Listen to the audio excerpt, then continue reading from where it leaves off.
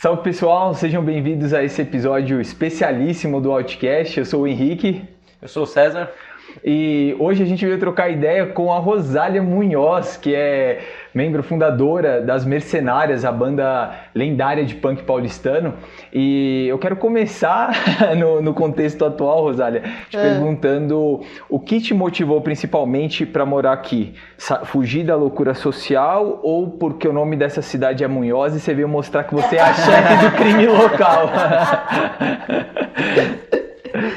Na verdade a cidade pertence a meus ancestrais, né?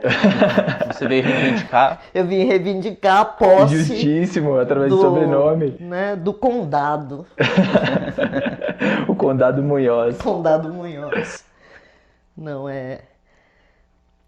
A montanha, ela sempre me atraiu, assim. Eu lembro quando eu era pequena, às vezes que eu vinha para São Paulo, vinha pela Anhanguera, eu via lá uns morrinhos, né? Eu não sei se era o Jaraguá. Aquilo me atraía muito, assim. E você vinha de onde? Onde você morava nessa época? Em José Bonifácio. Certo. Que é ali perto no noroeste paulista, ali perto de São José do Rio Preto, né? E aquilo me atraía muito, assim. Eu falava, nossa, né? Queria subir lá, né? Aí uma vez, nos anos... Acho que fim dos anos 70, começo dos anos 80, foi a primeira vez que eu fui numa montanha. Eu nunca tinha ido numa montanha. Por quê? Porque veraneio de paulista é na praia. Verdade. Não é na montanha. É mesmo.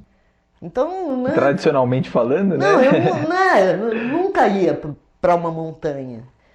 E aí eu fui para São José dos Campos, um feriadão com os amigos, né? Aquilo me impactou de uma tal maneira que eu falei, não, eu quero ir para montanha. Virou o objetivo da vida. Não, aí na época dizia a lenda que meu pai tinha um dinheiro, não sei onde. Aí eu falei, pai, o senhor tem que comprar uma coisa na montanha. Ele, E na época eu fiquei muito impactada, assim.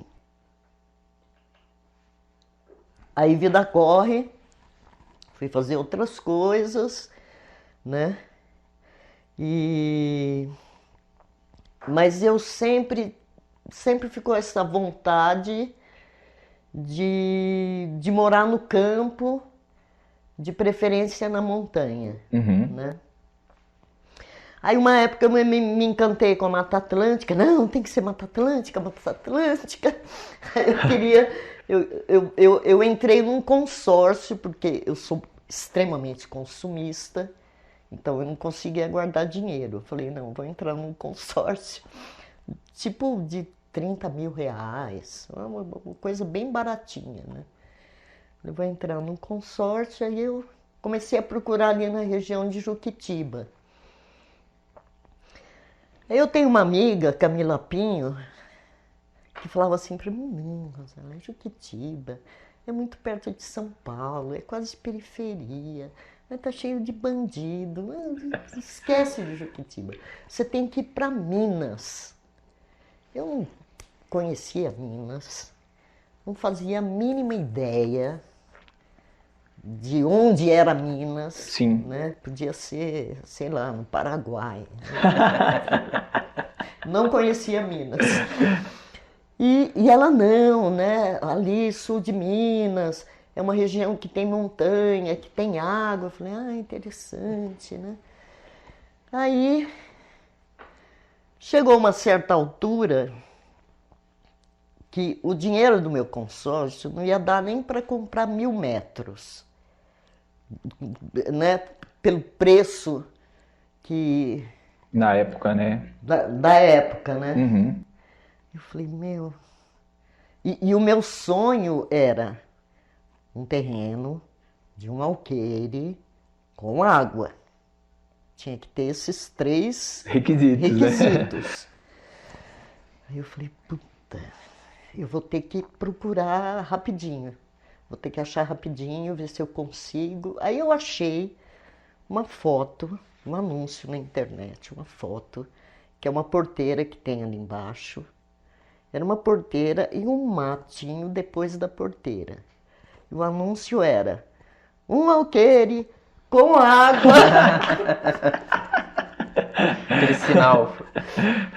Um alqueire com água. Aí eu, rapidinho, 25 mil. E o seu consórcio era de 30 mil, né? Era 25, já estava em 40, Aham. mas ainda faltava um pedaço para pagar, né? Porque vai aumentando, né? Aí eu fui correndo na imobiliária em Toledo. Não, Toledo não, em Extrema. Uhum. Extrema.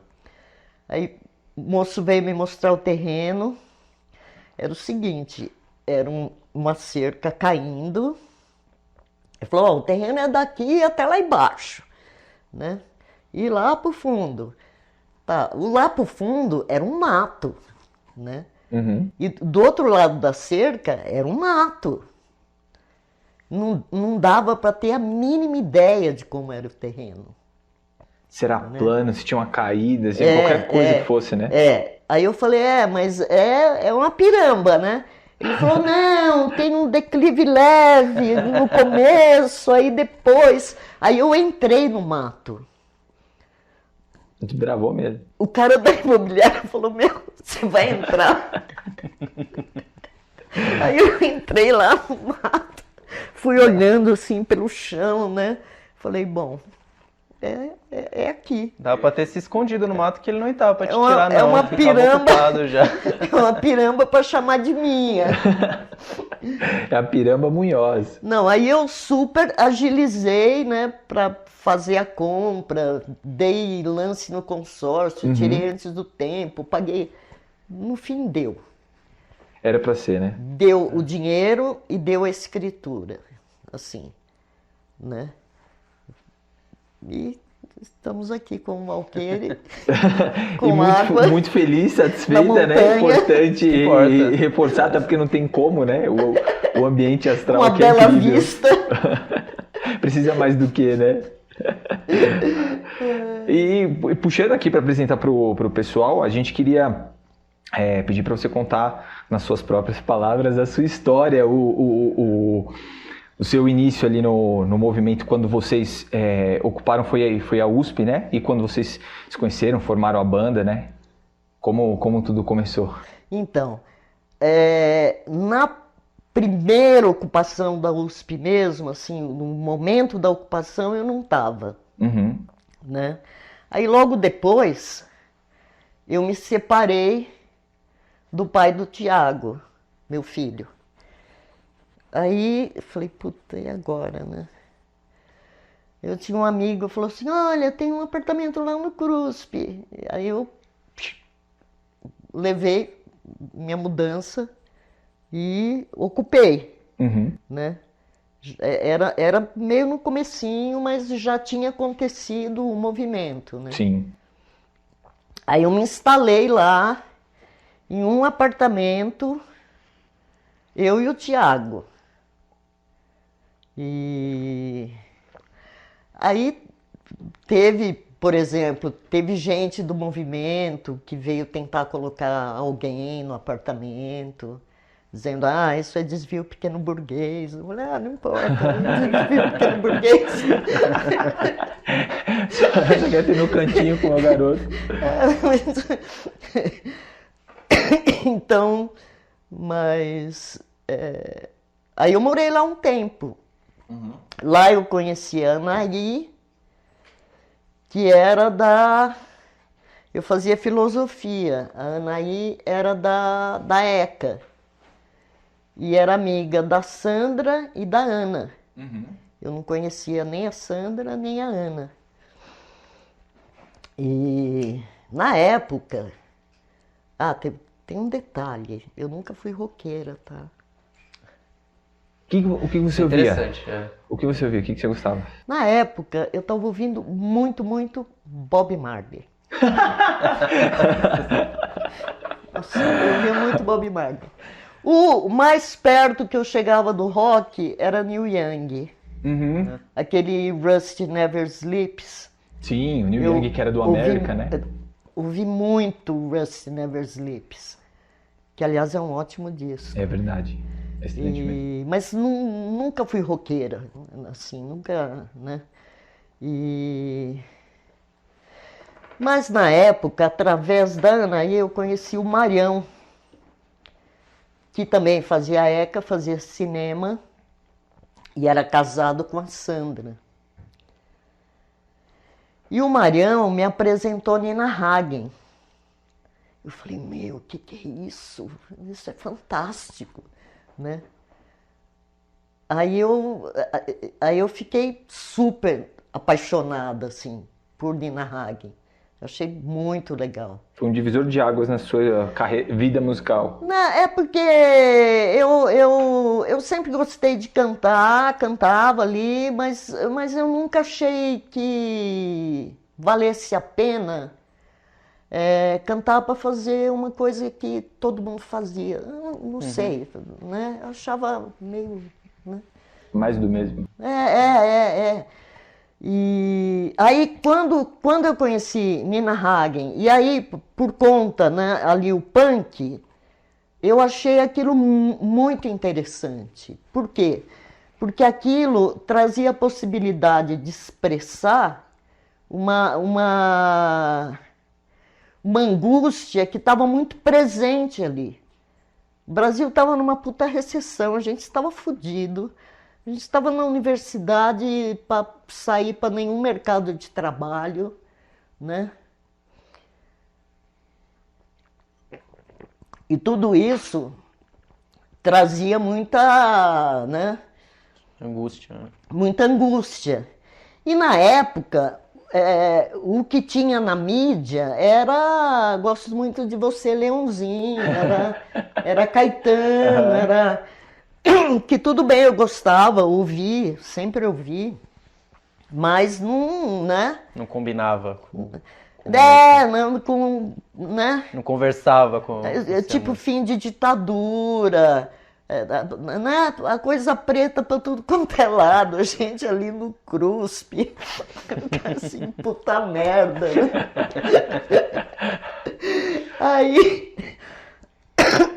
Aí, assim, a sensação que eu tive foi isso, que o punk era um canal de expressão muito apropriado para tudo isso, né? E tinha a coisa do punk do it yourself, então, né? Vamos lá, né? Com a cara e com a coragem. Com a cara e com a coragem, né?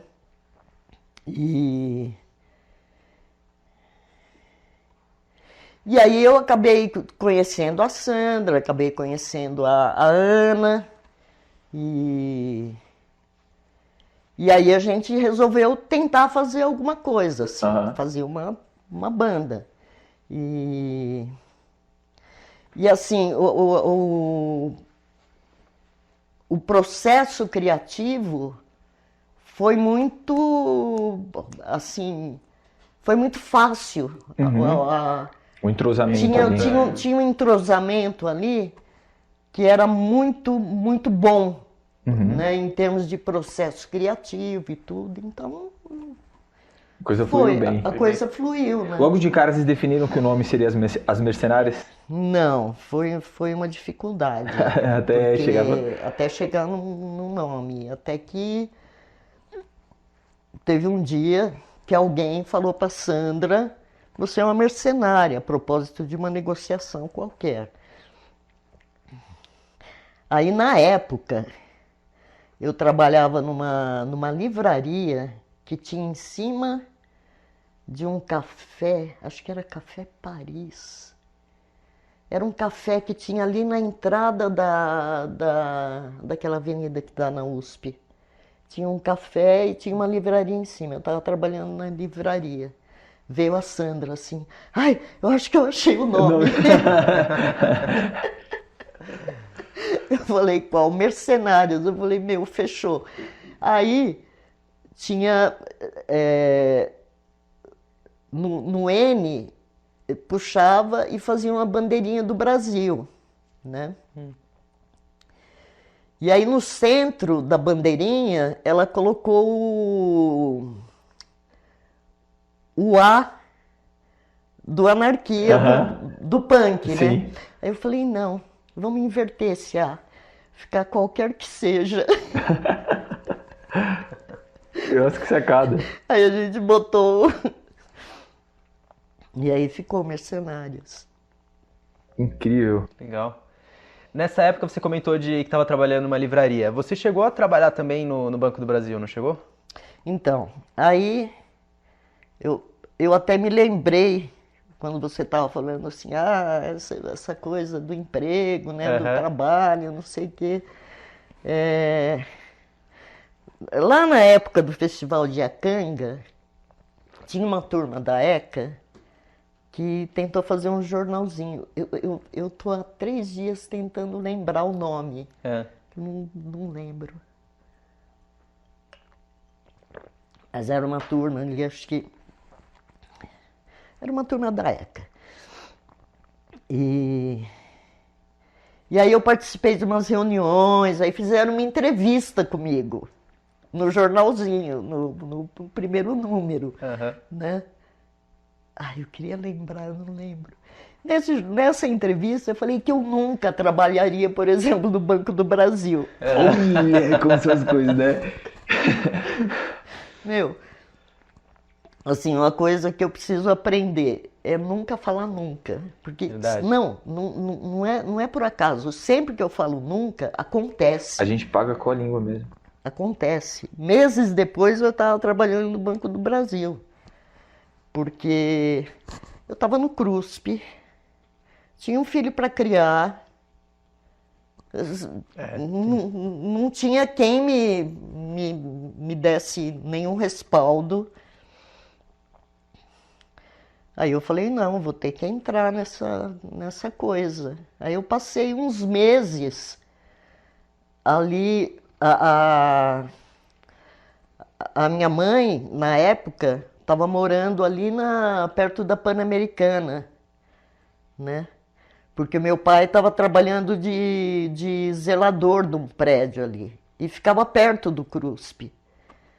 Então eu meio que levava o Tiago lá de manhã, às vezes eu ia junto, passava o dia estudando, até aparecer o concurso e eu entrar. Legal.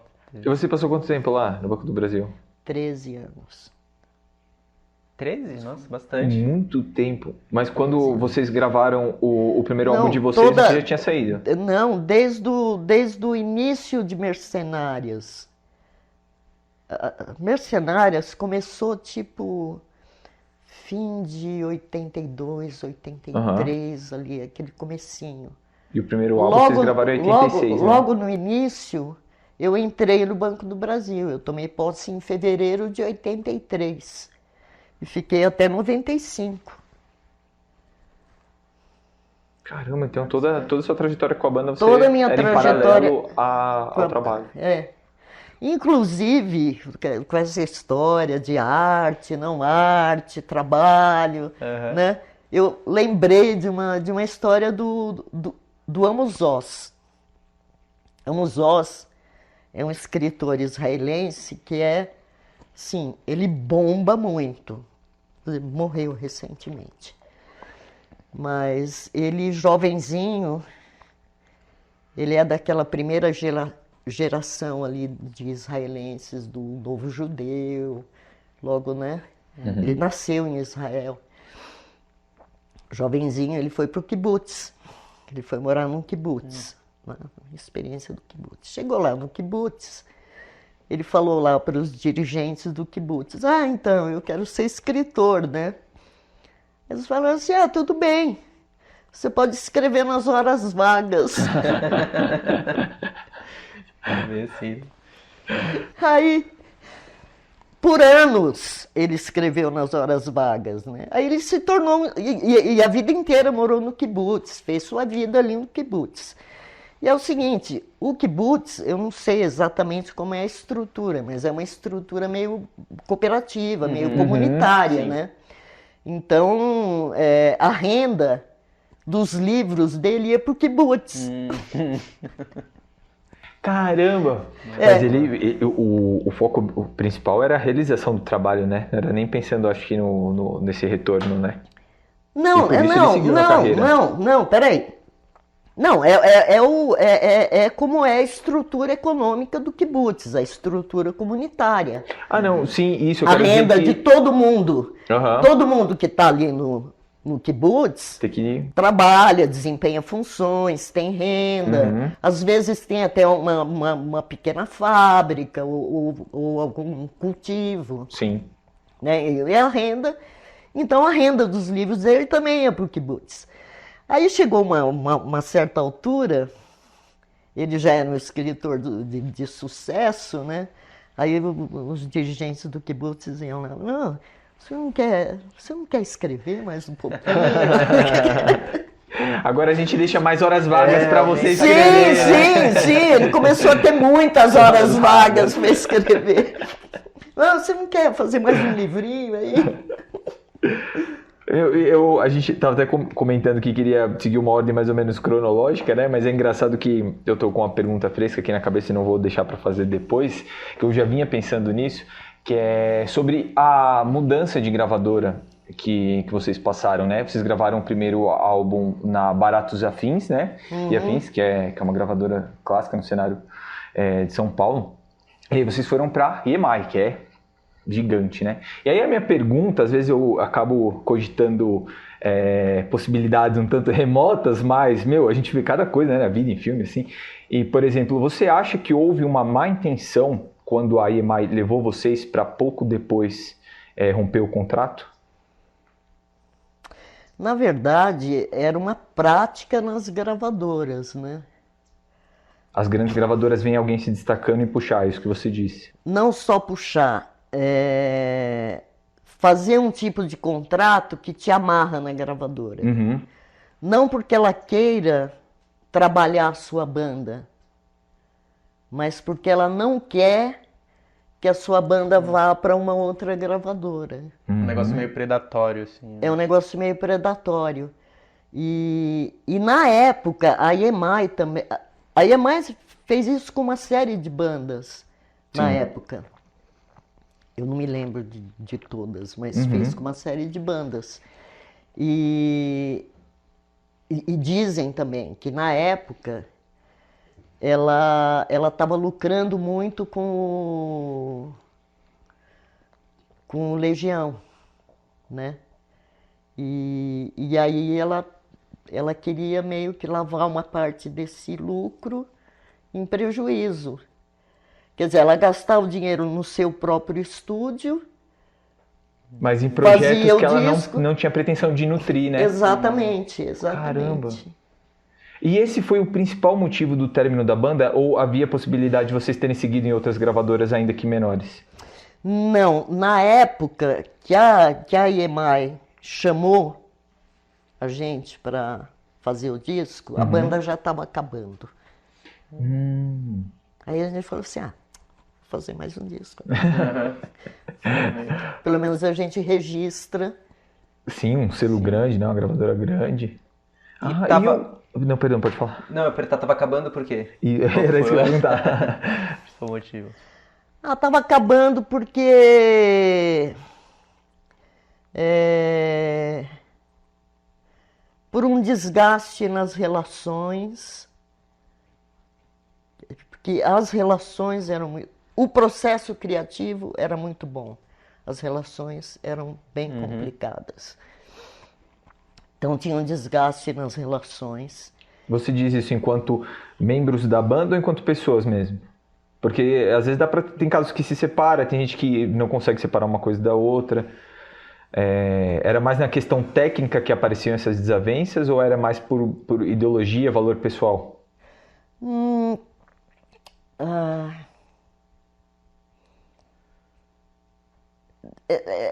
Era um pouco de tudo. Era um pouco Um de desgaste, tudo. né?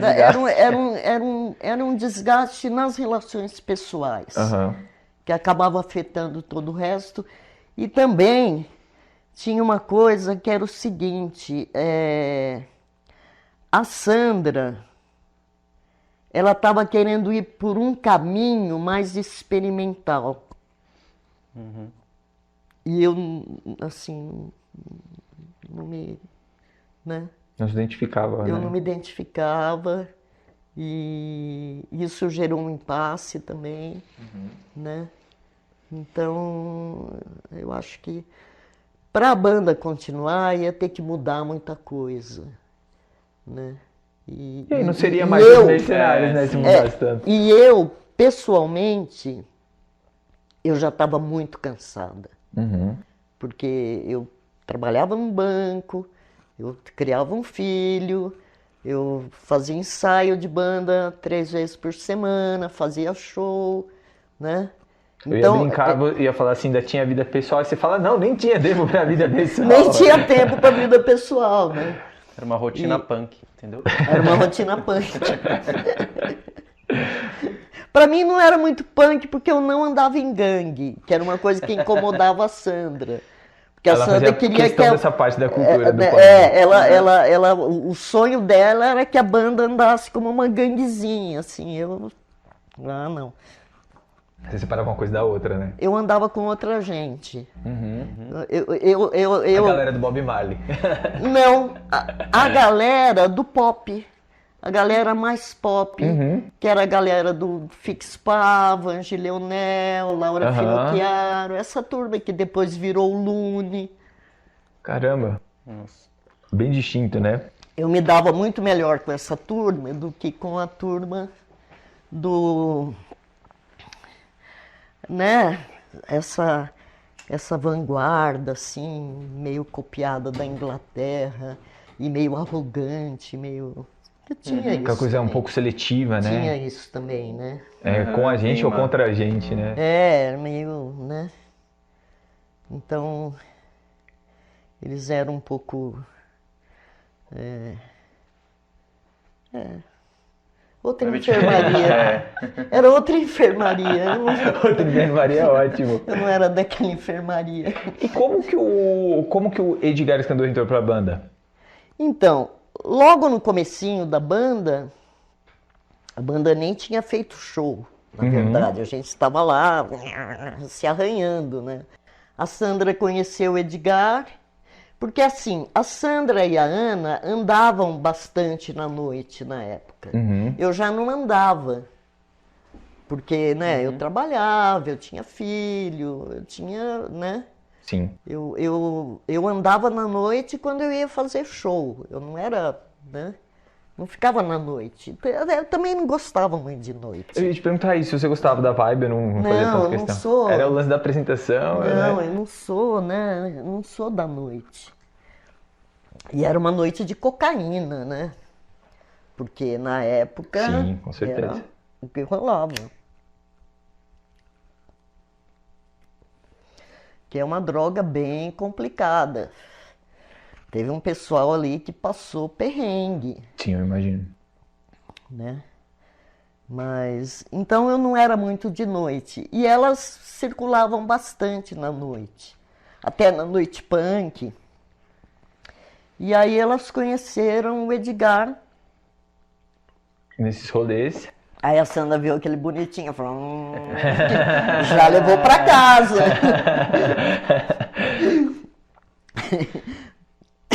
E aí ele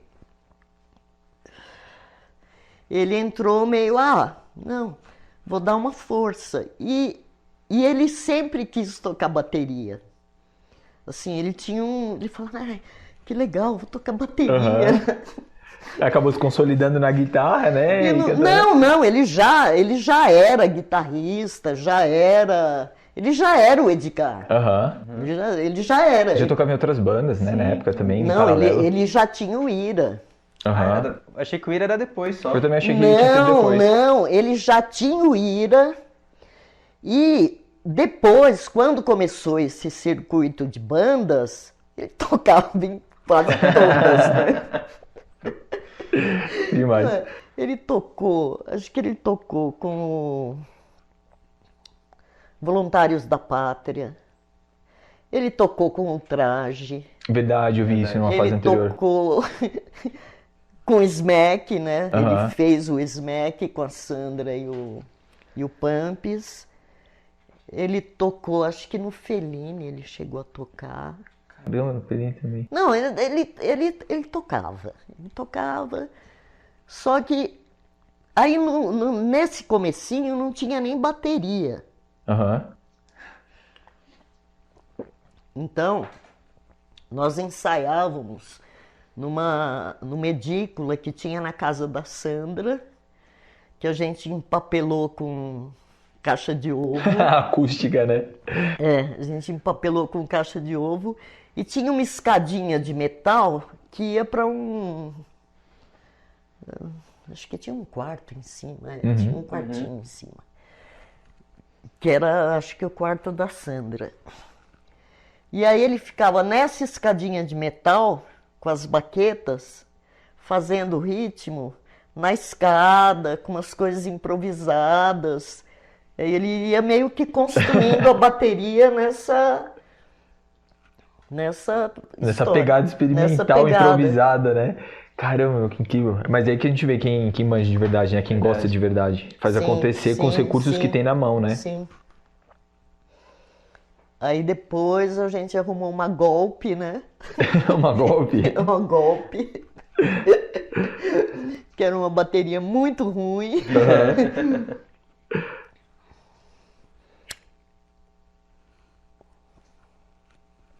Só que nessa época o Ira começou a fazer shows, começou a crescer, fez o primeiro disco, né? É verdade, se bem que agora encaixando a cronologia, né? O primeiro álbum de vocês foi de 86, né? Foi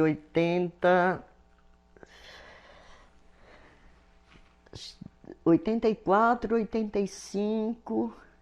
Aí eu não lembro. Ali mais ou menos na metade da década, né? Atrasou para sair porque não tinha papel para capa. Ah, aí oficialmente ficou como Foi na época do 86. Sarney. Aham. Na época do Sarney sumiu o papel. E aí atrasou um pouco, então não lembro exatamente quando ele saiu. Não, mas isso casando aí ele já é foi- com a época que o Ira tava realmente numa ascensão, né? É verdade. Mas foi antes disso. Aí começou a dar conflito, né? Tinha show de De Ira, agendas. Uhum. Mercenários não podia ter Carregava. show, né? E Aí, vocês não poderiam ficar presas aí também, a gente né? fez todo um processo de saída dele, né? Uhum. O que foi uma pena, porque Com certeza, imagino. era muito legal com o Edgar. Legal. E vocês tinham amizade, assim, fora dos ensaios e tal? Sim. Faziam aquele rolê, aquela social? Esse momento que a gente tá tendo aqui agora, basicamente, né? Sim, e eu me dava muito bem com o Edgar, assim, eu tinha para mim ele era um equilíbrio ali.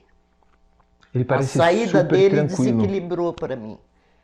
Eu tive a oportunidade de ver um show dele, a carreira solo, no Café Piu Piu. E o homem parece ter uma tranquilidade assim absurda. E bebe ali pouquinho, moderado. E parece não, né? Domina muito bem a questão técnica. Ele parece ter uma energia legal. Eu acabei conhecendo a irmã dele num encontro de colecionadores de camisas. Eu tinha uma camisa do São Paulo. Ela chegou e falou assim: meu irmão ia ficar apaixonado por essa camisa. Ela falou: você sabe quem é meu irmão?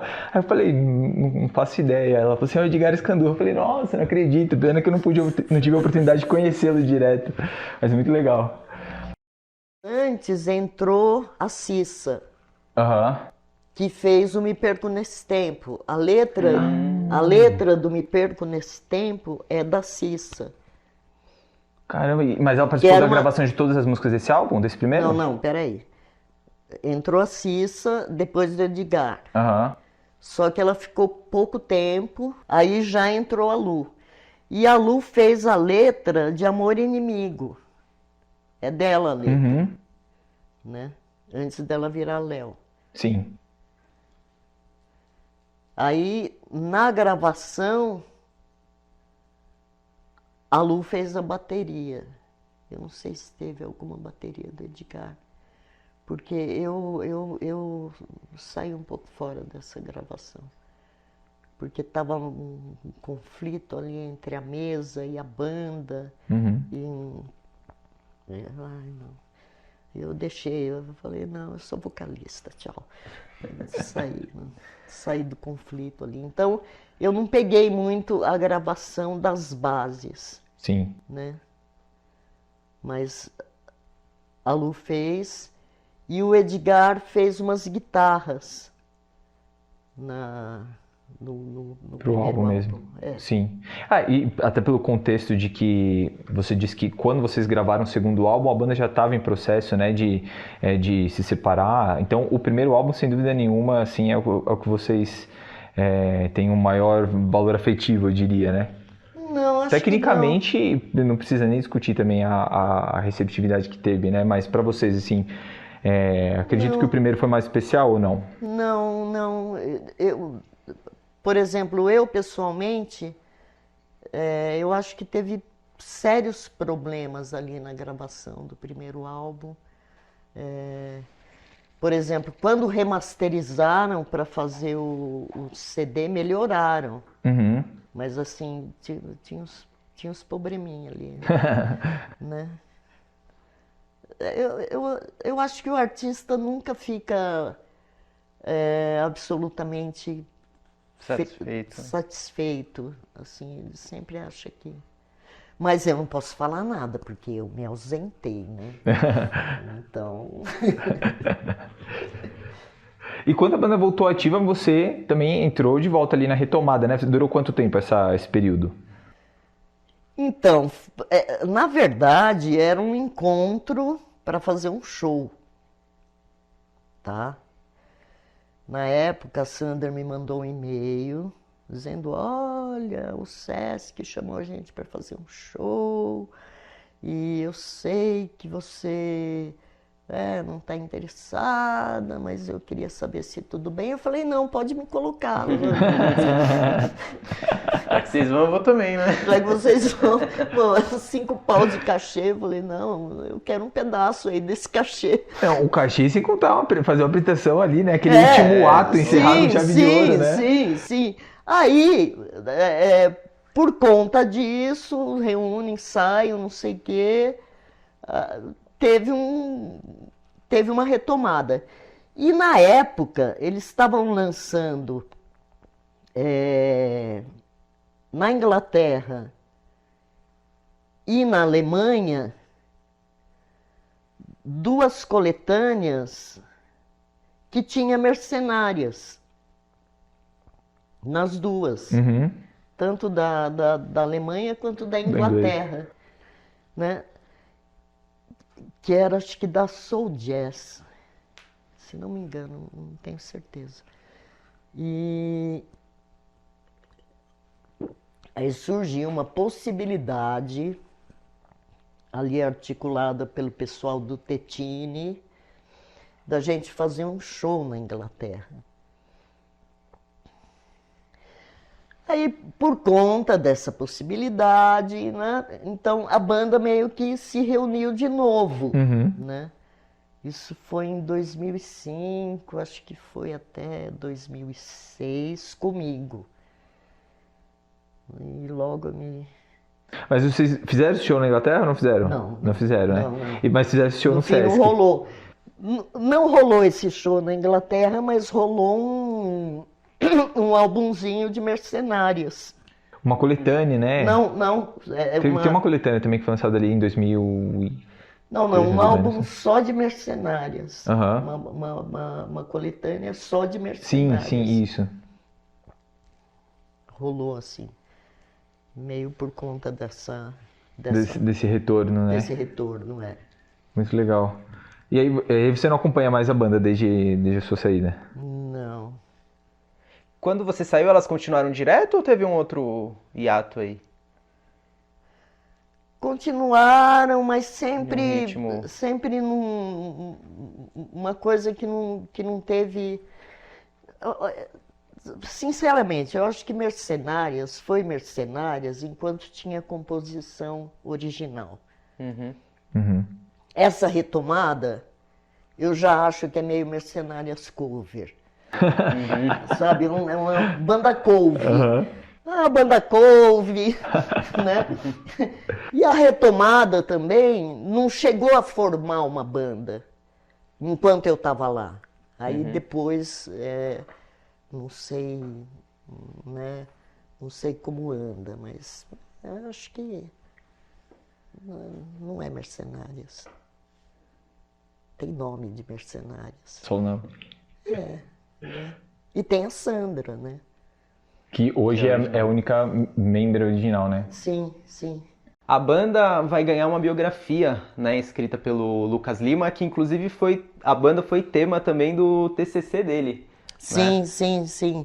Ele fez o TCC e aí a partir do TCC ele fez essa biografia. Ele fez meio que um levantamento com pessoas da época, entrevistou todos os componentes da banda e Ele te entrevistou aqui também? Ele veio aqui? Não. É só a gente. Eu estava em São Paulo ainda. Ele foi lá no Butantã. Ele me mandou uma primeira versão, aí eu apontei umas coisas que eu não concordei. Ele meio que, né, acertou. Lapidou pra ficar do jeito... Não, comigo ele foi super tranquilo, assim. Ele foi fazer uma entrevista um dia, depois ele mandou umas perguntas por e-mail, né? Foi tranquilo. Agora, o livro eu não sei, porque eu não vi. Eu ia te perguntar, assim, o livro ainda não saiu, né? Então não cabe essa pergunta, mas eu ia te perguntar se você tem LP, se você tem trabalhos de vocês aqui, se você tem algum exemplar. Tá lá na São João. Ah, tá. Talvez eu tenha o CD que saiu na Inglaterra. Nossa, isso deve ser muito louco, isso é um realmente especial, artigo de colecionador, eu diria. Teve uma caixa também lançada por uma gravadora daqui, mas eu não, sinceramente, tem muito lixo ali. Coisa de ensaio, coisa mal gravada, coisa... Eu não sei até que ponto é válido, mas... E eu falei pra ele na época, falei, isso é... né? Mas eu não vou impedir as pessoas de fazerem as coisas. Não, claro, até porque cada um tem uma percepção, né? Pode ser que a percepção dele é diferente diante daquilo, né? Olha, uma pergunta, uma palhinha aqui do Ben, enquanto roteirista, que é entrevistador, que o Ben, e por sinal uma ótima pergunta, a presença do Edgar no começo da banda, tinha algum impacto o fato de ser um membro masculino ali entre vocês? Você acha que atrapalhava? A gente brincava muito com ele, né? A gente falava que ia colocar peruquinha, vestidinho. Pintar a unha dele. Ele ficava meio tirando sarro, assim, mas... é aquilo, você, né, faz o que pode, né? Não, mas é legal. O Edgar foi quem apareceu. E, aliás, foi ótimo, porque ele era extremamente criativo nas baterias que ele fazia. Então, para nós, estava lindo, né? E, pelo jeito, tinha uma maturidade para levar a brincadeira toda assim, entrava no clima, né? Sim, era besterol mesmo, né? Assim que é bom. Falava que ia colocar sutiãzinho nele. Uma pergunta em relação a essa questão assim de ter tido a banda e ter de conciliar isso com o trabalho, né? Você vê a relevância que a banda teve, assim, de ser TCC de pessoa, ganhar biografia, tudo isso, e vocês alcançaram um destaque na época, né? Rolava algum tipo assim de frustração, às vezes, de não se manter só disso? Olha, não, porque quando você está nessa correria, a banda ela está preenchendo a sua necessidade de criar, que eu acho que é uma necessidade humana. Acho que todo ser humano devia criar alguma coisa, né? E então, né? O trabalho fazia com que Era a a principal rotina realização, fosse mais né? desgastante e valesse a pena, né? e outra coisa, eu me adaptava muito bem ao trabalho do banco. Eu sou uma virginiana. Uma virginiana, disciplina, regra e ordem, tudo certo. Né? Então, eles ficavam até espantados. Né? Eu ia falar que caía como uma luva para esse trabalho, né? Para banco fundamental essa disciplina, organização. Não, virginiano, para banco nasceu para trabalhar em banco, né? E eles ficavam muito espantados, porque eu era o estereotipo da funcionária problema, né? Eu vinha com... No começo, eu tinha uma calça do exército, toda desbotada e refeita, né? Muito velha, com coisa costurada, né? Assim, eu era esquisita, eu parecia de cabelo vermelho, né? Então, Contra a cultura. Então, eu era o estereotipo da funcionária problema. No meio do pessoal do banco, mais certinho, né? E eu era super CDF. Assim, eu trabalhava, eu pegava no breu, assim. Tinha colega que reclamava, falava que eu trabalhava demais, que eu tava... Então... Era um combinado de características que eles ficaram surpresos, né? Eles ficavam surpresos. O que já é desmistificar, né, o preconceito das pessoas, para você ver, né? Olharam assim, a questão estética, o estilo, e tiram essa percepção totalmente precipitada. Porque existem todos os tipos de combinações de características, né? Pessoas de lifestyles, gostos musicais, artísticos, que apresentam características ou realizam trabalhos que em tese não têm a ver com aquele perfil, né? Existe todo tipo de exemplo. Sim. E eu saí do banco porque teve uma hora que eu sou um ser impulsivo. Assim, eu tenho uma característica de impulsividade. Então, chegou uma hora que o banco deu. Aí, na época, eu estava com 39 anos. Eu falei, eu tenho 39 anos, eu pego no breu, sou super trabalhador, eu vou conseguir me virar. E o importante agora é eu ter um apartamento. Que era uma época que ia aumentar o aluguel e eu não ia poder pagar. Eu falei, não, vou comprar uma kitnet e, né, eu me viro. E, nossa, foi difícil, viu? Onde foi na época que você... Eu levei uma puta rasteira, porque eu vivia num ambiente onde tinha uma cultura organizacional que te dava muita segurança. Então eu não sabia como era o mundo lá fora. É verdade, são mundos completamente... Eu saí do banco, né, eu escorreguei feio. Escorreguei feio. Eu só fui estabilizar mesmo quando eu comecei a trabalhar com tradução. Tradução para inglês. De inglês para português. De inglês para português e de espanhol para português. Quer dizer, não, estabilizei antes, mas Mas que eu entrei numa rota boa, foi aí. A bagagem do banco na época abriu portas, tecnicamente falando, ou não? Não.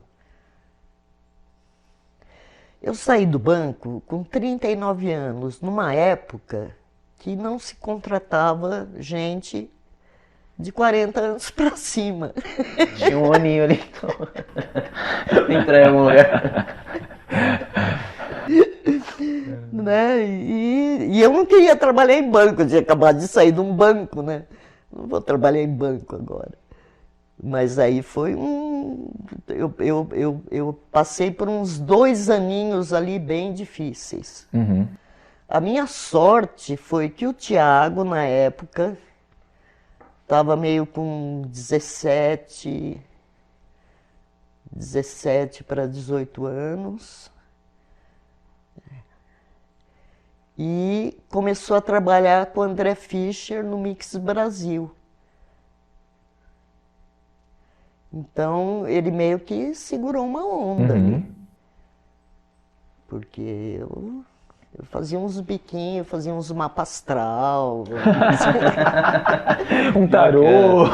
Não, tarô não. Mas eu tentei até trabalhar com astrologia, porque eu estudava muito astrologia desde os anos 80. Mas não rolou. Eu não tenho perfil para isso. Eu não sei, eu já acho que tem, acho que seria bem legal mesmo trabalhando com Não, isso. sim, eu tenho perfil para... Tô batendo papo com você aqui, te falar alguma coisa, ou fazer uma leitura rápida, mas para fazer isso como profissão, me dedicar a isso, precisa de muita dedicação, muita seriedade. É muito complicado. Quando você vai fazer uma leitura de mapa, você lidar com expectativas. Verdade, né? É mesmo. É um terreno que, assim, você pode deslizar feio, né? Então, tem que ter muita dedicação. E eu não sou dedicada assim.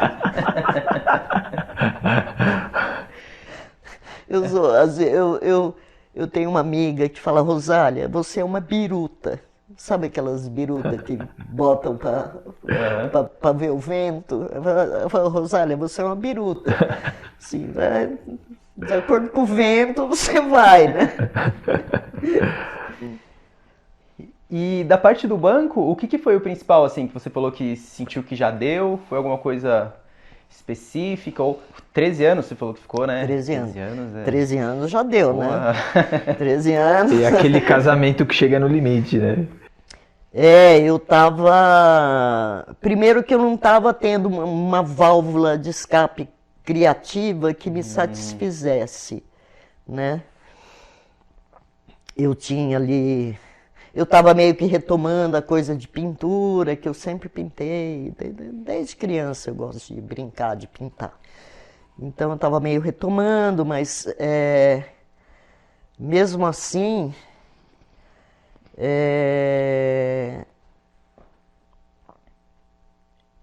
eu tava numa rotina muito tóxica. Assim, eu trabalhava... Aí eu saía do banco, eu tinha saído da agência Centro, estava ali no Butantã. Eu saía do banco, ia com os amigos do banco pro boteco, tomava umas brejas, chegava em casa já, balão, jantava e dormia. Eu falei, não, tem alguma coisa errada, vamos sair da zona de conforto. Tipo, a zona de conforto tá virando uma zona de desconforto, né? Não, mas é verdade, essa é a rotina da grande maioria do batalhador paulistano, principalmente, né? É bem isso mesmo, quando você sai do trabalho, seu refúgio é ir tomar cerveja no boteco. Não, né? E aí depois, consequentemente, chega em casa já e aí não sobra tempo para investir em outra coisa. A rotina bancária é uma coisa que, para muita gente, ela é muito tóxica. Assim, tem um alto índice de alcoolismo, de suicídio. Por quê? Por quê? Porque você trabalha com coisas muito abstratas e não é todo mundo que se adapta. Eu, por exemplo, me adaptava muito bem. Isso não era o que me... Incomodava, assim. Não era o meu problema. Meu problema era o que estava virando o resto da minha vida. O que precisava fazer. E eu não tinha outra maneira de resolver isso senão sacrificando essa dedicação de tempo que era o trabalho. Na verdade, assim, na época, o que mais me mobilizou foi a possibilidade de comprar um apartamento. Com as indenizações todas do banco, né? Que foi quando eu comprei o apartamento da São João. Porque na época eu pensei, não é, eu sou um ser humano saudável, trabalhadora, tenho um filho que já é adolescente, né? E, né, já está criado, né? E aí... Assim, eu conversei com o Thiago na época, olha que louca, vai falar com um menino, adolescente, perguntar a opinião. Não é muita falta de noção. Tem que pegar a opinião do adolescente e fazer o contrário, né? E você lembra qual foi a opinião dele, o que ele falou? Na época você perguntou sobre a mudança, né? Ele achou ótimo, porque com dinheiro eu ia comprar um computador, que era tudo que ele queria na época. Porque, né? Ele estava entrando em defasagem com o seu tempo, né? A gente falou do Thiago mais de uma vez aqui. O Thiago, né, o rapper Munhoz do Contrafluxo também. Sim. Meu primo, inclusive. Reparei. Só por isso que ela aceitou, a gente meio que chegou de surpresa aqui.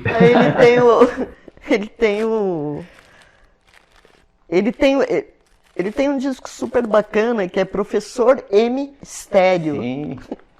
E participação de gente muito boa também. Sim. É verdade. Eu ia perguntar mesmo sobre a influência, né, da sua vida com a música para o Thiago, né? Porque, se eu não me engano, ele começou tocando mais na linha do metal, assim, né? Então... Olha, era uma banda que era uma mistura de... sei lá... Era experimental o som. Era um som meio... acho que misturava reggae também, não sei. Na verdade, eu vi um show dessa banda e mal me lembro como era. Isso foi em que ano? Você sabe que ano mais ou menos isso? Porque assim, ali começo de 90 teve um grande movimento de renovação criativa, né? Tanto na gringa, por exemplo, vou dar 2 exemplos, que é o Faith No More, lá fora, que pra época, né, colocou um som totalmente inovador, e o Chico Science e Nação Zumbi aqui no Brasil, né? Vou dar como exemplo de um novo movimento criativo, né? Então, não sei se era contemporâneo a isso, esse período do Thiago. Eu acho que era meio pós-Chico Science, meio, né? Ele teve também um outro grupo de rap, que era... como que era? O Contrafluxo? Não, antes. Ah, antes. Meu Deus, não vou lembrar agora.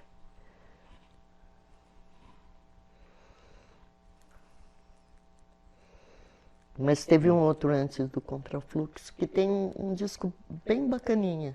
E você levava ele pequenininho, ele ia pra show, via ensaio, acompanhava? Ele ia quando era tipo centro cultural, que é um horário, né?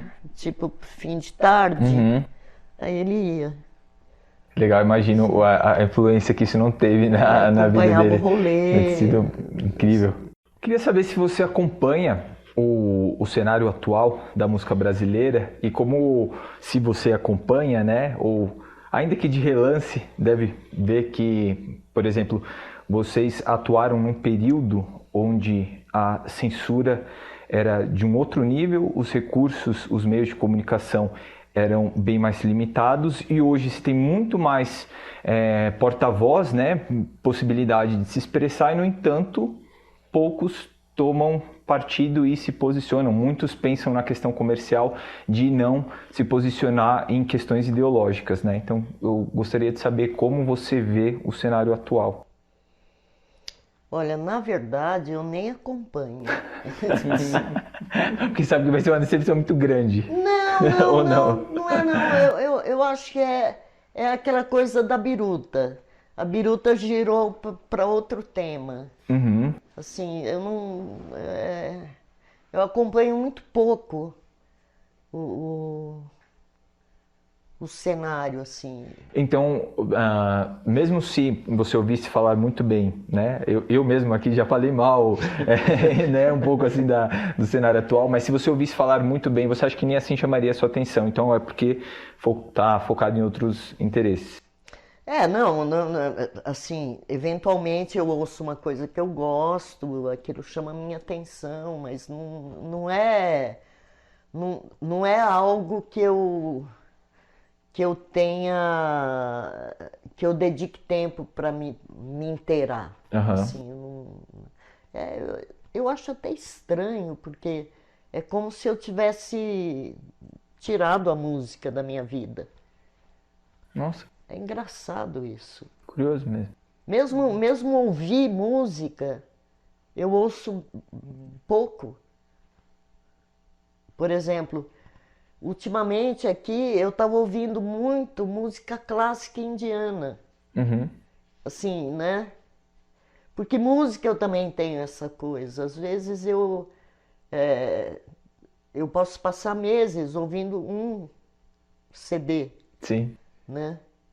Por exemplo, ultimamente eu tô com o CD dos Guanabaras no meu toca-CD. Uhum. Todo domingo eu ouço Guanabaras, é uma tradição. Eu ia falar, virou um ritual, né? Todo domingo eu acordo domingo ouvindo Guanabaras. E a partir de agora, Guanabaras tem cara de domingo. Tem domingo cara de sol, domingo. Mas eu não, né? Qual atividade você dedica mais tempo assim relacionada com a arte, assim, com o seu processo de criação? Onde você canaliza? Agora, praticamente no mato. Uhum. Porque eu acho que a questão da criação ela está muito ligada à vida. Assim, a criação ela não é um capítulo separado do seu ser. Ela é parte. Você pode ser criativo fazendo uma planilha. Com certeza. É uma coisa, né? Dá o seu toque de identidade né, no layout, isso falando desse exemplo específico, mas para qualquer coisa, né? Por exemplo, na pandemia eu pintei bastante, né? Então, e agora, essa mesa, ela estava naquele quartinho. Aquele quartinho era um ateliê, Uhum. né?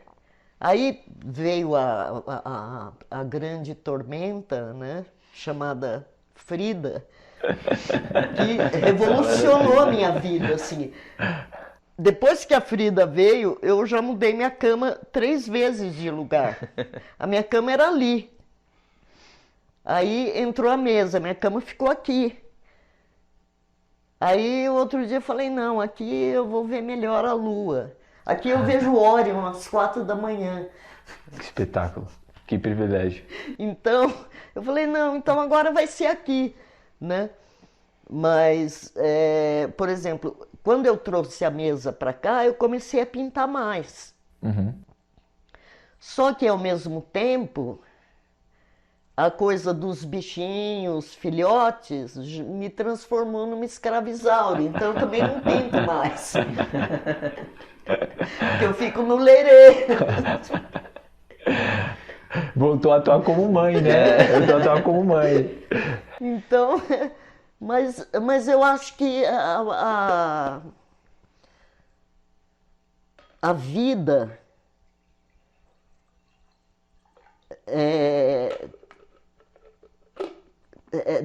deve ser vivida de uma maneira criativa. Então, É né, uma, par- é uma parte importante da expressão ali, né? é uma parte fundamental, porque, porque é a parte que vai dar. Acho que o significado da sua existência, assim, né? Você deixar compartilhar algo, né? Não Não, fazer algo de automático. é mais uma expressão do teu ser espiritual, que tá, que é uma coisa que nós estamos muito desconectados. É verdade. A gente vive numa desconexão tão grande, né? E eu acho que essa desconexão é o que traz infelicidade, não é o trabalho. Verdade. Essa desconexão que gera tanto. Essa desconexão, porque você não sabe quem você é. Aí, como você não sabe quem você é facilmente manipulado. Perfeito. Verdade. Então você não tem condição de, de se integrar numa coisa muito maior. Que assim, você não vive desconectado nem do planeta, nem da galáxia, nem da vida e nem do teu universo. E aí a coisa vai, tem o multiverso, tem o caralho a quatro, quer dizer, né? E tudo isso nós vivemos como alienação. Nós não vivemos como conexão. E isso afeta toda a tua existência. Né? Com certeza, não se tem autonomia, é facilmente conduzido, né? Como você falou, não tem consciência do todo. No ambiente de trabalho mesmo, como você colocou muito bem, que o problema é essa desconexão e não de fato o trabalho. O problema está muitas vezes em invejar o colega de trabalho, em ficar julgando o colega de trabalho, ao invés de estar concentrado na sua função. Se todos estivessem, primeiro, conectados consigo mesmo e posteriormente teriam condição de focar, ter um autodomínio para focar no trabalho, não haveria tantos atritos, né, que criam um ambiente muito tóxico. Eu acho que é mais uma conexão com a vida. Aí que tá. Tudo isso É posterior a essa. Tudo isso é o que Reflexo. é o que os filósofos antigos lá, até o Descartes, chamavam de acidente. Né? O Descartes, no discurso do método, tem uma frase ali que ele fala dos acidentes. Né? O que são os acidentes? Os acidentes são o que não faz parte da essência. O que é acidental. O trabalho é uma coisa acidental na sua vida. Agora, a tua essência, a maneira como você conecta essa essência com o que está à sua volta,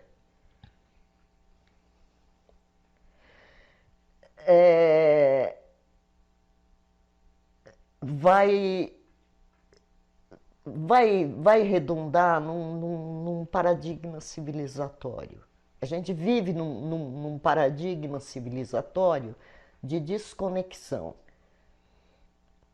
E essa desconexão, ela vai acontecendo até que ali, a partir da filosofia moderna para cá, começam a construir o tal do maldito indivíduo. O que é o indivíduo? aquele ser singular e que pensa mais nele do que em qualquer outra É o coisa. demônio. É o demônio. É o demônio, porque é o seguinte, farinha pouca, meu pirão primeiro. Os ditos populares Ele se sempre perfeitos. desconecta. Aí, para piorar, o ser humano é um animal de rebanho. É um animal que, basicamente, ele é gregário. Então, esse indivíduo que está totalmente desconectado da sua vida espiritual, da sua relação com a natureza, né? Ele é cooptado pelo rebanho e vai sendo conduzido, né? Oh, Igreja Católica, oh, capitalismo. Agora é o libertarismo, essa nova onda filosófica, né? Uhum. O que é o libertarismo? O libertarismo, ele vai além do liberalismo, porque a questão no libertarismo é eu, é a minha expressão, é a minha identidade, é o que eu quero, e se for do resto. Super egocêntrico, né? Tudo Super egocêntrico. Numa época em que cada vez mais, por um lado, se cultiva essa alienação, e por um outro lado, você tem as pessoas isoladas na sua interação com a interface. Então as pessoas nem se relacionam mais ao vivo. É verdade, é o novo normal. É um puta piloto automático, né? É um piloto automático, e é um piloto automático num ambiente virtual, onde você tem um fluxo de informações que é num tal nível que o teu cérebro não dá conta. Então você se torna um hiperativo, distraído, né? Uhum. Você não consegue focar. Com certeza. Ó, eu que já, né, sou macaca véia, assim, às vezes eu tô vendo um vídeo no YouTube, eu pauso de vez em quando. A gente está perdendo a capacidade de prestar atenção. Agora, como você vai ver um livro, vai ler um livro nessa condição? Fora que você tem todo um projeto educacional para a produção de gente ignorante. Tá? A geração que está saindo agora. Tem um menino ali, sobrinho da minha vizinha, ele tá com 13 anos, na 7ª série. Ele não escreve e não lê, é assim. O desenvolvimento retrocedeu, né? Você pega um texto do Carluxo para ler, uma beleza. É verdade. Nossa. Um cara é um analfabeto funcional. Como um cara assim vai absorver conhecimento? Não tem como, ele não sabe ler. E está saindo toda uma geração que não sabe ler. E que aí acham que outras pessoas que também não sabem são competentes, né? Isso é o... Eu acho legal falar também dessa questão da internet, né? Você falando, eu até pensei que tudo isso daqui poderia ter sido feito online. Né? A gente poderia ter tudo feito ali no Meet e tal, tinha até um esquema que daria para fazer um jogo de câmera legal, mas eu, da minha parte, eu acredito que perde muito a essência, perde esse contato, a gente precisa, né, desse contato físico. Olha a atmosfera, hein? Isso, e também porque a gente realmente queria tomar cachaça. A gente atrasou um pouquinho por isso até, quando a gente passou, a mão do Henrique estava até tremendo um pouco, a gente teve que parar. Mas essa parte que ele falou faz sentido também. Mas é muito louco, né, como essa, não sei se condição seria exatamente a palavra, mas faz com que algumas coisas que deveriam ser, né, da nossa da nossa natureza acabam ficando em segundo plano para desenvolver outras coisas, né? Elas não ficam em segundo plano, é pior, elas ficam na sombra. Aí é que tá. Verdade. Aproveitando esse assunto, né, da percepção, uma reflexão muito profunda, eu queria fazer uma pergunta para você, que é uma pergunta clássica que a gente faz nos episódios, e estou muito curioso para saber qual vai ser a sua resposta, que é: se houvesse a possibilidade, o espírito da Rosália de hoje voltar lá na Rosália de 85, você daria algum conselho para ela? E se você daria, qual seria esse conselho? Não. Não, porque era uma pessoa muito diferente. E eu não seria quem eu sou hoje Se não tivesse percorrido esse se eu não caminho. tivesse percorrido esse caminho.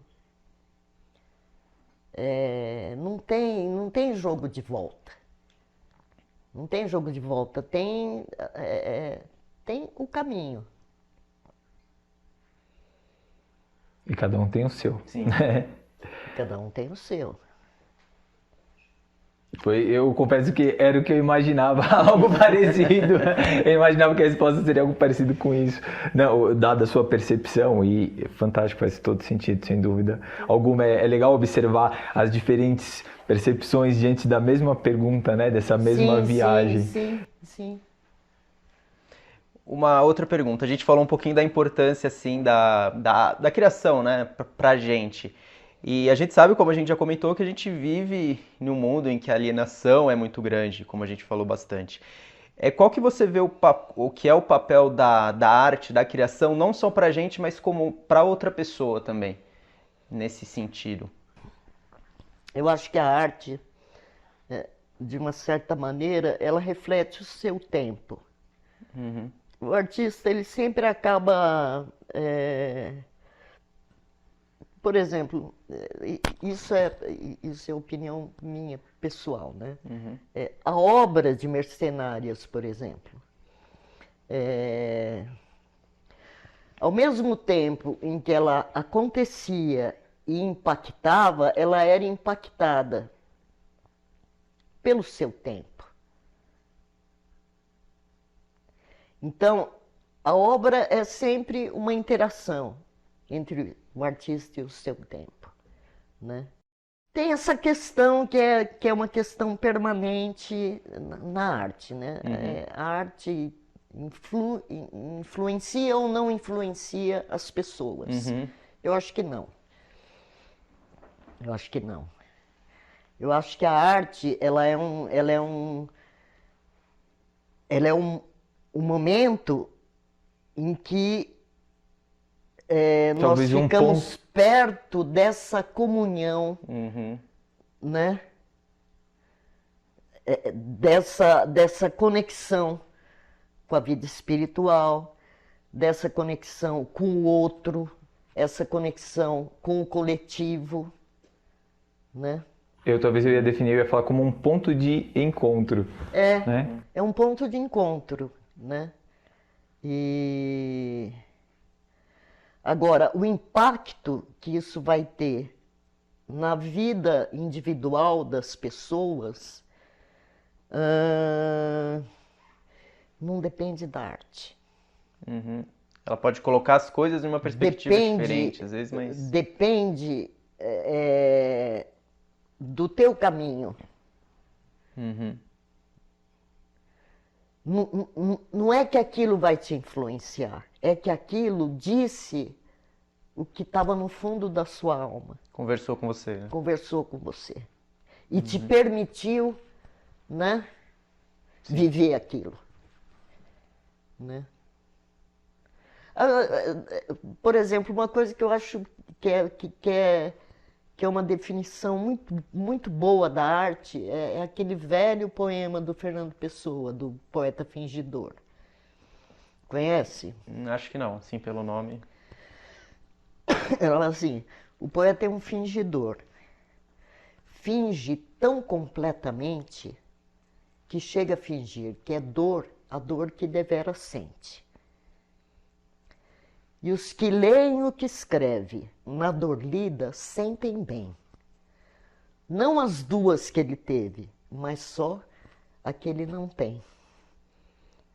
E assim, em calhas de rodas, gira a entreter a razão esse comboio de cordas que se chama coração. É uma grande definição da arte. Verdade. Fantástico. A gente fez uma pausa aqui pro bem colocar a iluminação. Até me emocionei um pouco, fiz a pergunta em off, mas vou refazê-la agora gravando. Eu perguntei se você tinha tomado já. É tomado que fala a ayahuasca? Os iniciados na ayahuasca falam em comungar. Em comungar. Eu tomo mesmo. E você respondeu que sim. Fala um pouquinho de como que foi eu sei que é um negócio difícil de explicar, né? Mas como que foi a experiência? É bem difícil de explicar. Assim, tem muita coisa que eu vivi em experiências de ayahuasca que eu não compreendo. Então, na verdade, eu teria que tomar mais. Acho que logo que tiver uma oportunidade eu tomo. É algo que você tem que fazer num lugar que tem isso também. Assim, você tem que fazer num lugar que seja bacana, né? Porque são experiências muito intensas e eu não sei até que ponto você vive só a sua experiência ou se você pode ser induzido a embarcar numa experiência alheia. Por isso que é bom ter um lugar que tenha salvaguardas, né?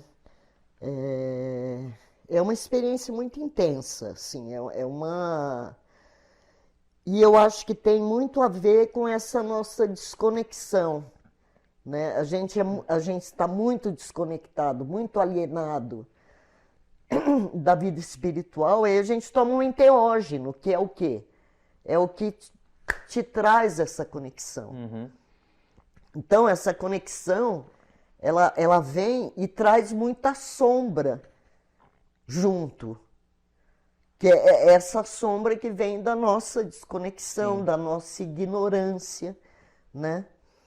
Então, dizem que a ayahuasca é para todos, mas nem todos são para ayahuasca. Assim, tem gente que vai e nunca mais volta. Assim, que toma e não, uma vez já deu, né? Mas eu acho que é uma grande medicina para o homem contemporâneo. Uhum. Assim, eu acho que se todo mundo participasse de rituais de ayahuasca, talvez a gente pudesse ter alguma esperança. Tem, inclusive em Belém, tem um pessoal da ayahuasca que está fazendo experiências em presídios, dando ayahuasca para os detentos. E parece que tem resultados muito bons. Caramba. Tem pesquisas também sobre os benefícios da ayahuasca em pessoas deprimidas. Porque a depressão, muitas vezes, tem a ver também com essa desconexão espiritual, né? Uhum. E a ayahuasca é um grande remédio. Uhum. Agora, o que acontece, como acontece com tudo, né? Começa-se a tomar como diversão.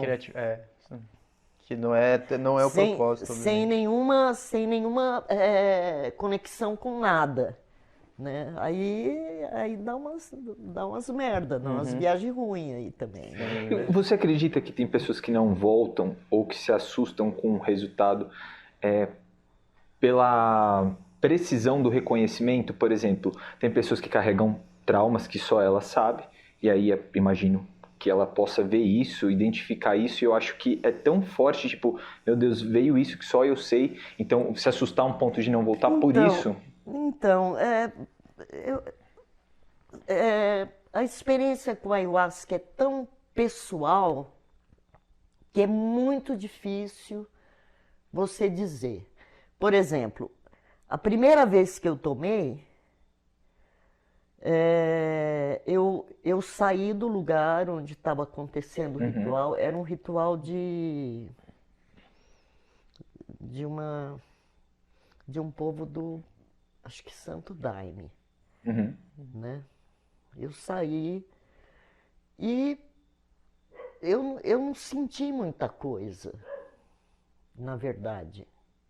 Eu tive uma leve diarreia, que é muito comum. Segunda vez que eu tomei, eu estava contando para o César. Começou a fazer efeito, eu tive um leve enjoo. Falei, bom, eu vou no banheiro. Chegou no banheiro, me deu uma diarreia. Eu fiquei sentada no vaso, assim, cagando por baixo, vomitando por cima, suando, tremendo e falando onde eu fui amarrar o meu jegue. Assim, eu vou morrer aqui. É uma limpeza intensa mesmo. Por quê? Porque tinha coisa para limpar de tudo quanto é lado. Agora, tem gente que passa por essa experiência, meu, é horrível. É horrível. Você acha que você vai morrer. Porque assim, você sua, treme, caga, vomita tudo ao mesmo tempo. Você fala, caralho, assim, eu não vou sobreviver a isso. Onde eu fui amarrar meu jegue, né? Mas, assim, tem gente que vive isso, nunca mais vai querer tomar ayahuasca. Porque é um processo, você tem que compreender o processo. Compreensão, isso. Né? E essa desconexão, né, como é uma coisa para limpeza, né, às vezes está muito sujo, faz com que o processo seja ainda mais Árduo. sofrido, né? Sim, sim. Até me chamou a atenção a história que você contou também do boliviano, né?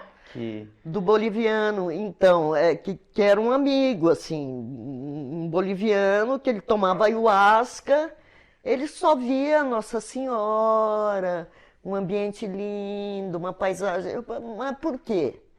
Porque vem de uma cultura tribal que cultua a Pachamama. O cara não está desconectado. É verdade. O cara é do bem, não está desconectado, então ele só vai ver coisa bonita, né? Tô lá. Assim, ele vai ter lá as suas experiências, vai ter lá o seu aprendizado, mas não vai ser uma peia. Né? É proporcional ao karma, né? Agora, ou ao mérito dele. Meu, a gente que vive nesse esgoto, o que a gente faz? Toma peia. Assim, é peia em cima de peia. Você vai já, você fala, tá bom, vai, eu já sei, eu vou tomar uma peia. E o efeito assim, né, positivo, vem meio que na hora, depois que passa essa experiência mais difícil, assim, esse processo sofrido? Então, na verdade, você passa um tempo meio que... né, meio que processando aquela experiência. Tem muita coisa que você não entende, tem muita coisa, né? E às vezes você não tem orientação também para te ajudar a entender, mas, por exemplo, já no dia seguinte, você sente um bem-estar incrível. Assim, é como se tua alma tivesse sido lavada. Que é como se estivesse mais leve, né? Como e se literalmente você por causa ficasse, da literalmente você tá mais leve.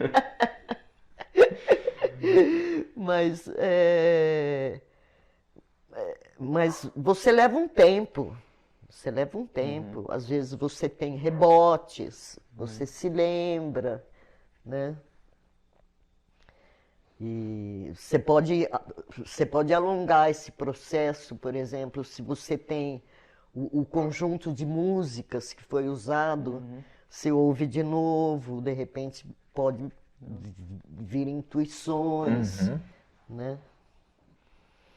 Mas não é uma experiência fácil, assim. Imagino. Mas pode ser fácil também, depende, né? Sim, sim. Depende da pessoa. Eu acredito que se eu tomasse eu não voltaria. Só pela experiência, assim, Não, mas Não, é que o Ben comeu um cogumelo uma vez, ele ficou 1 ano. Não, é que Faz 6 meses. uma pessoa que tenha traços de esquizofrenia não pode tomar ayahuasca. Sim, verdade. Agora, às vezes, acontece de você ter traços de esquizofrenia e nunca ter tido um surto. Ninguém sabe que você tem traços de esquizofrenia. É verdade. É igual eu falo assim, eu não sei porque eu não sei se eu sou sonâmbulo, eu tô dormindo. Eu não sei se eu tô andando por aí fazendo alguma coisa. É uma coisa que eu tenho muita curiosidade e é uma coisa para desenvolver a ideia melhor, mas eu também tenho a sensação de que seria um processo difícil, assim, acima da média. É uma coisa que você tem que fazer com muito respeito. Aí é que tá. Qualquer enteógeno você tem que tomar com muito respeito, pelo sagrado. Porque você está entrando no território do sagrado. Você está entrando num território que é uma outra dimensão. Eu sei que tem que bater na porta e pedir licença, Você né? tem que pedir licença, você tem que ir com muito respeito. Sim. E um ponto muito importante que você tocou, que eu acredito que é a compreensão, né? Compreender o objetivo daquilo, né? E o processo. O punk, assim, no geral, né, não é uma coisa associada com conservadorismo, e vocês fazerem uma banda nos anos 80 ainda, formada só por mulheres e tudo, com certeza não era conservador, né? Como que você sente hoje, assim, não sei se uma crescente é a palavra certa, ou uma exposição maior desse conservadorismo hoje tomando conta? Então, não é conservadorismo que está acontecendo, né? Aí é que tá. Começa daí, né? Olha, é um fenômeno que desafia qualquer roteirista, né? Assim, alguém que escrevesse um roteiro, ninguém ia aceitar, falar, meu, isso é completamente verossímil. Isso aí isso não é roteiro que se preste. Né? Vai estudar, vai nunca refazer. aconteceria. Não, imagina. Não assim, esse fenômeno que está acontecendo no Brasil é muito bizarro. Porque o que aconteceu? Bom, aí que tá. Dá para você colocar isso em vários contextos. Vamos colocar isso, por exemplo, num contexto de guerra híbrida, tá? Que eu acho que é o contexto que melhor se aplica, né? Então lá começou as guerras híbridas, elas estão sendo engendradas já há um tempo. A primeira grande eclosão contemporânea foram lá os protestos da Praça Tahrir, no Egito. Um fenômeno de guerra híbrida. 2013 aqui, quando teve o negócio do passe, aquilo, assim, a primeira grande passeata que teve, eu escrevi um texto no Facebook, assim, dizendo, olha, tem coisa mandada, tem coisa paga nessa porcaria. Esse fenômeno não tem cabimento ele ser desse tamanho nesse momento. Eu jorrei um texto, na verdade. Já tava com aquele sítio daquele cheirinho de vai da merda ali. Não, eu jorrei um texto ali. O texto foi tão jorrado que o Thiago estava trabalhando em Brasília na época. Ele estava fazendo um festival lá, soltando legenda. Ele me ligou de Brasília, ele nunca me liga assim. Falou, mãe, você tá bem? Você está falando besteira, mãe, que coisa, é o povo do passe livre.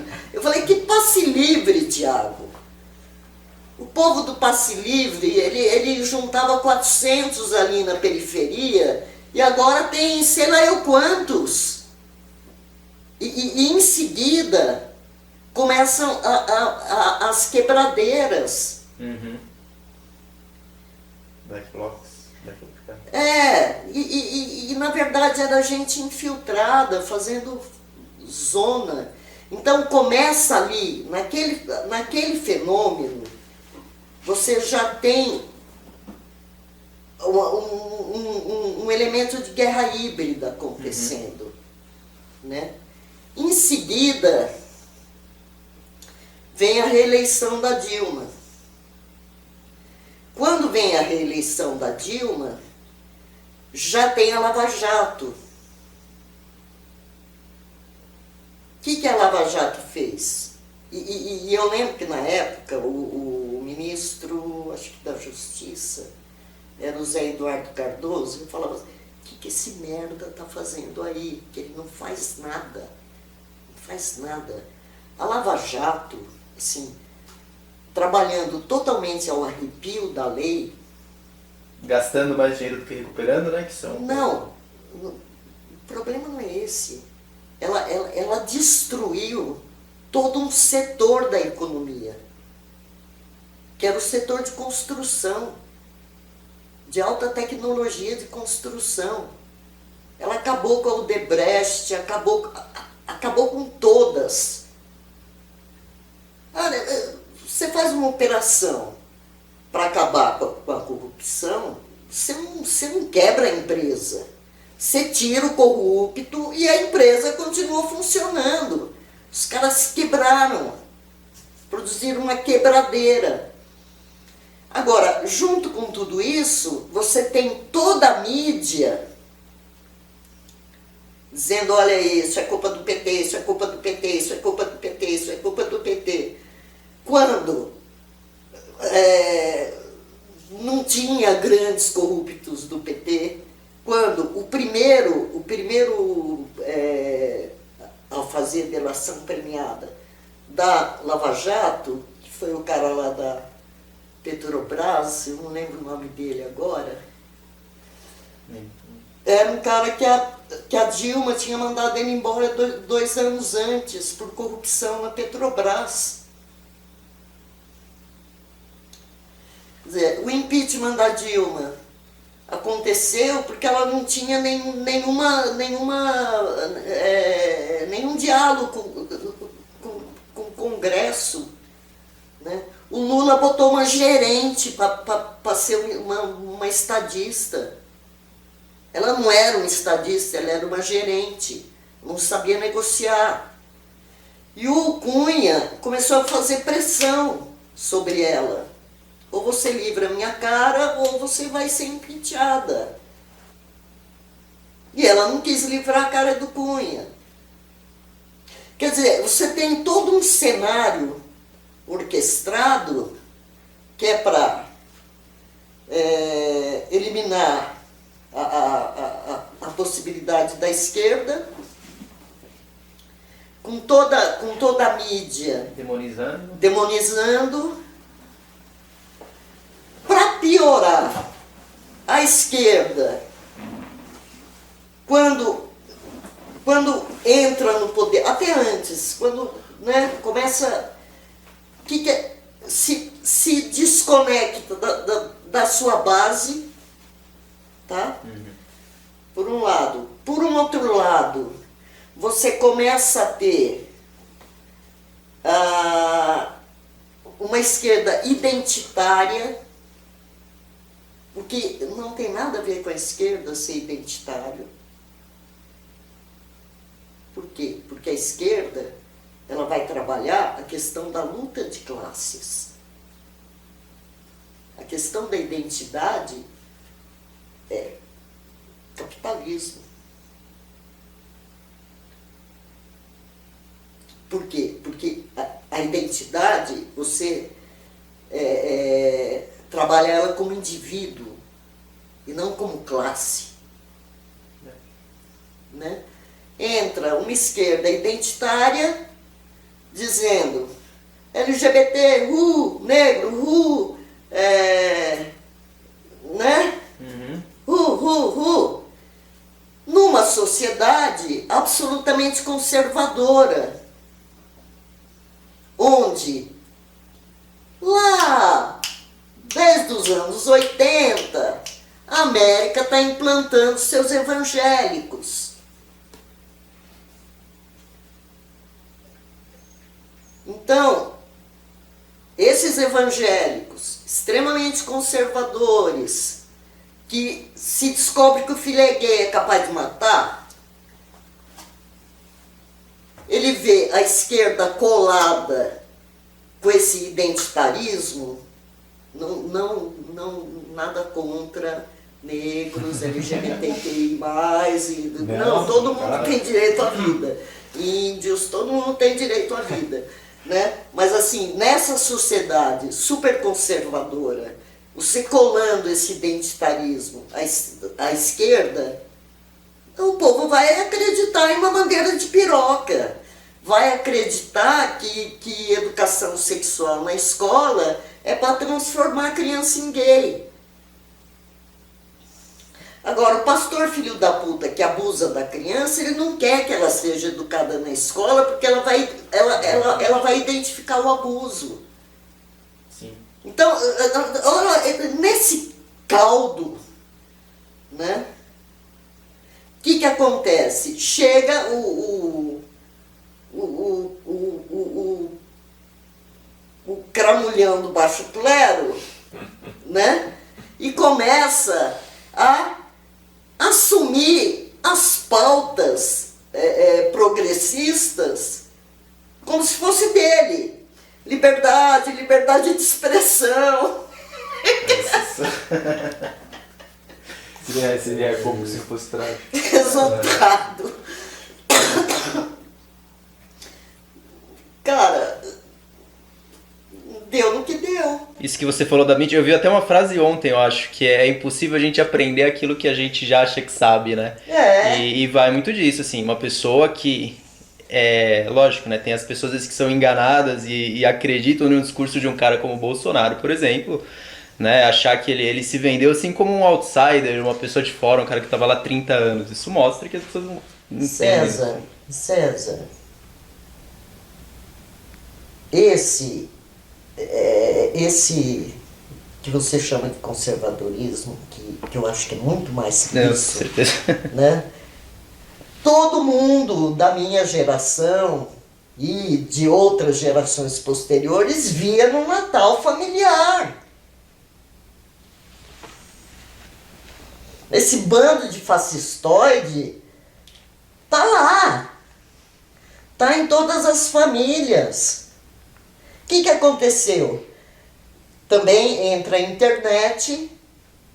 O que a internet te possibilita? Ela te possibilita falar sem estar cara a cara. Porque muita gente não tem coragem de falar cara a cara. Mas na internet, neguinho fica valente. Então o que acontece? Esse bando de fascistoide começou a crescer na rede. Uhum. Começou a crescer. E aí o que acontece? Mais um capítulo de guerra híbrida. Os caras entram com robôs, distribuindo fake news, né?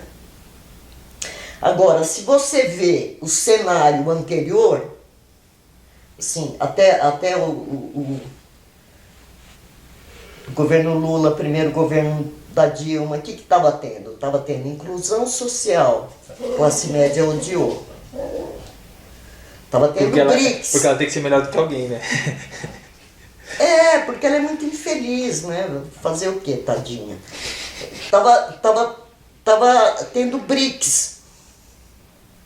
A América odiou. Onde está o BRICS agora? A Índia olha lá, guerra híbrida. Na Índia botaram um extrema-direita. Na África do Sul, mesma coisa. Na Rússia continua lá o Putin, né? E na China continua o Xi Jinping. Quer dizer, são os dois que estão lá, né? Porque ali não entra, né? Tentaram em Hong Kong, por exemplo, guerra híbrida. Lembra dos tumultos de Hong Kong? Sim. Os chineses foram deixando. Só que eles estão lá, filmando tudo. Estão lá detectando. E estão lá catando os caras. Muita gente infiltrada em 2013 ganhando para fazer aquela merda. Se você pensa a coisa em termos de geopolítica, faz sentido.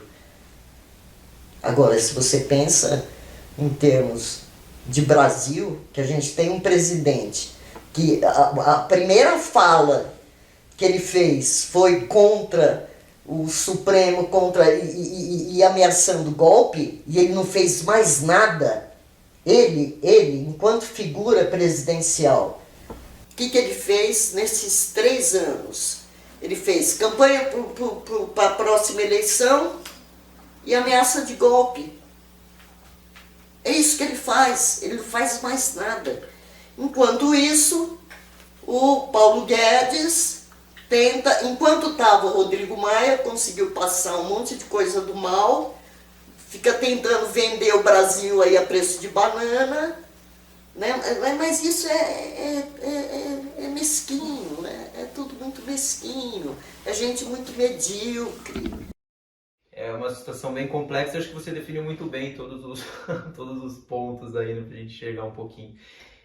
E, pô, super curti a conversa.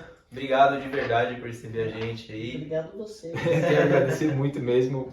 Eu fiz as perguntas porque é minha obrigação fazer pergunta, mas de verdade teve momentos assim que a melhor opção que eu tinha era só ouvir, porque aprendi demais hoje. Foi um prazer enorme estar aqui. Muito obrigado mesmo pela sua participação e acredito que as pessoas vão aprender muito com tudo que você compartilhou. Tá bom. Obrigado, então é isso, pessoal. Obrigado por acompanharem aí. Valeu, pessoal. Até o próximo episódio tradicional e até o próximo On The Road, que vai se repetir em algum momento. Valeu.